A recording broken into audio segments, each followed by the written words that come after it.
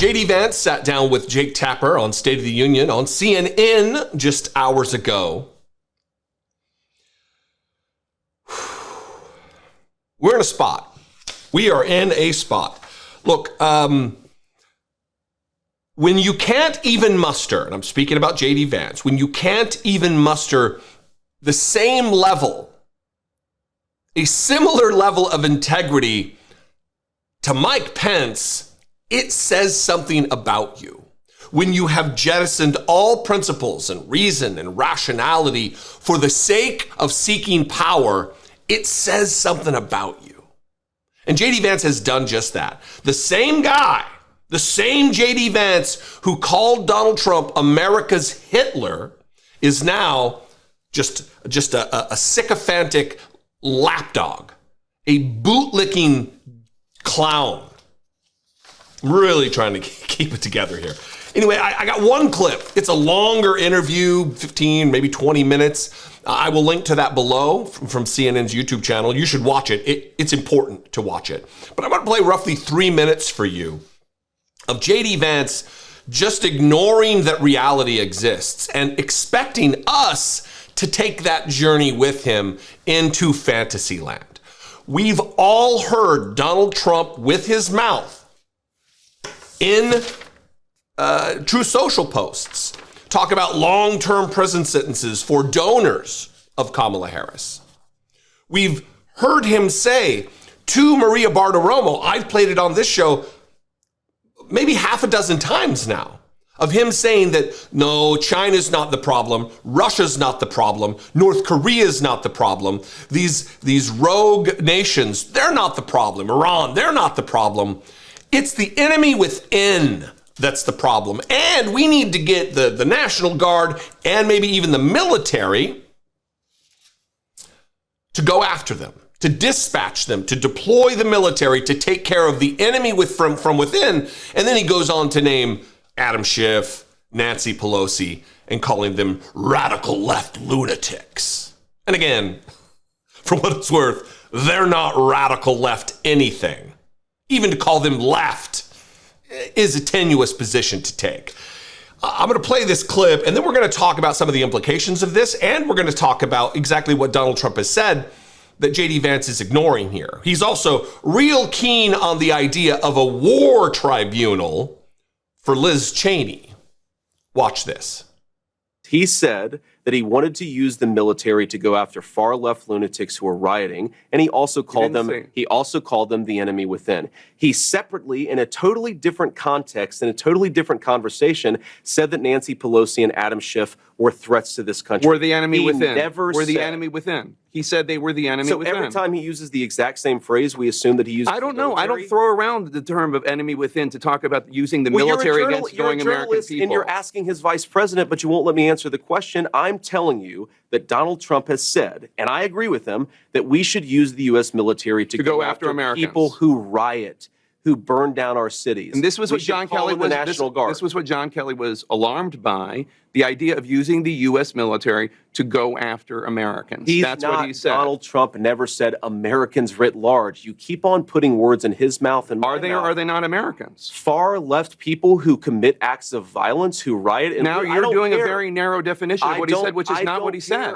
That's not what he said. But let me ask you. Let me ask you the bigger point. He did say that, Jake. He did. He said that he wanted to use the U.S. military. Let me clarify. To go after far left lunatics, yes. And then he also added people who were rioting and looting. And he never said. He added Schiff. And then he added the Pelosi's. And then he added people that don't want the country to succeed. He said that Adam Schiff and Nancy Pelosi he used in a separate context and a separate conversation. And what you're doing is you're smashing two totally different conversations. Fox asked him about this last week, and he didn't take issue with it. He said the enemy within is the biggest threat to this country. But did he say the enemy within, that he's going to use the military against Nancy Pelosi? Donald Trump offered Nancy Pelosi the National Guard on January the 6th, and according to private emails, she rejected it. So let's talk about things that he wants to do that are feeding into this concern that people like John Kelly and General Mattis and General Milley have.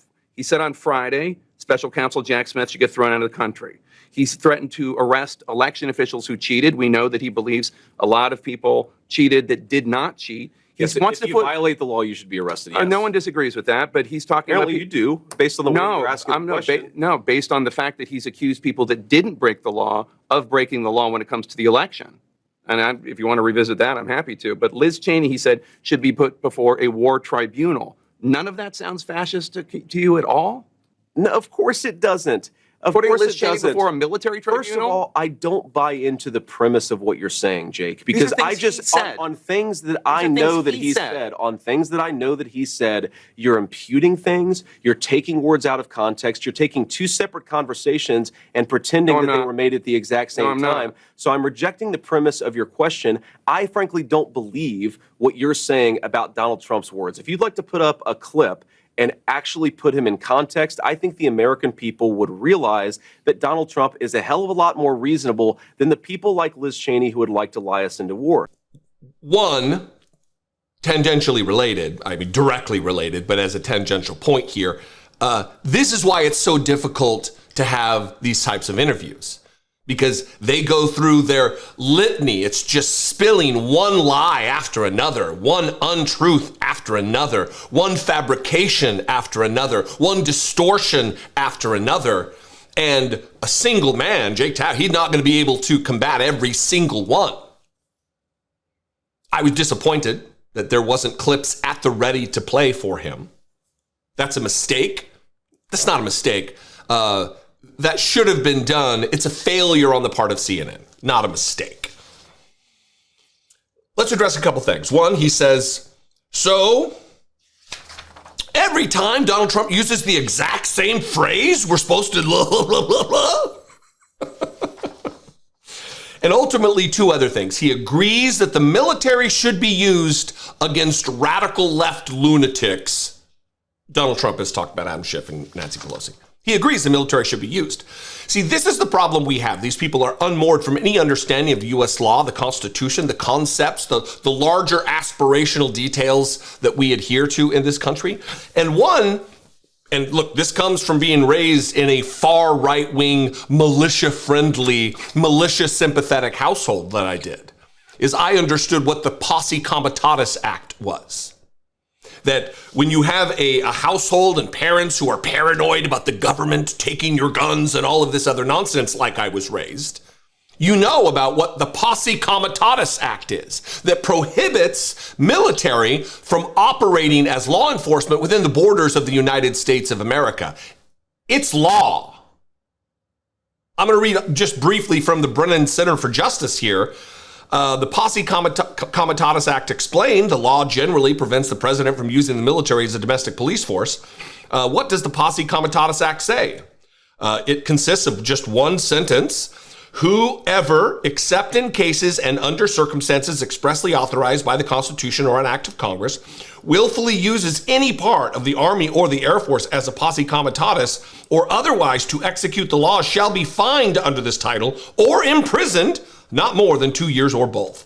In practice, this means that members of the military who are subject to the law may not participate in civilian law enforcement unless doing so is expressly authorized by a statute or the Constitution. And then this follow-up question, are all members of the military covered by the Posse Comitatus Act? No, only federal military personnel are covered, while the Posse Comitatus Act refers only to the Army and the Air Force. A different statute extends the same rule to the Navy and the Marine Corps. The Coast Guard, though, they're not considered because up until 9/11, they were a Department of Transportation, the Coast Guard. Anyway, so it goes through. Donald Trump couldn't pronounce Posse Comitatus. JD Vance, on the other hand, is a trained lawyer who went to an Ivy League school, a very privileged education. He should know. These are the same people who wave around their pocket constitutions and act like they're purists and I'm a big supporter of the First Amendment, of the Second Amendment. We're all supporters of the amendments, but they're in the Constitution, JD, Donald Trump. You don't hear them whining and rambling about the Third Amendment, which is quartering troops. Just the ones that really matter to them and virtue signal to the mob. And then the question at the end there, Liz Cheney, Trump said that she should be put before a war tribunal None of that sounds fascistic to you? JD Vance incredulously, no, of course it doesn't. It doesn't sound fascistic at all to try a private citizen in a war tribunal. Again, I submit to you this tweet from Donald Trump just 2 or 3 days ago, where in it he says, when I win, those people will be prosecuted, which will include long-term prison sentences. Please beware that this legal exposure extends to lawyers, political operatives, donors, illegal voters. Those involved will be sought out, caught, and prosecuted. A lot of prosecution talk for a guy who's an actual prosecuted, convicted lawbreaker, a felon.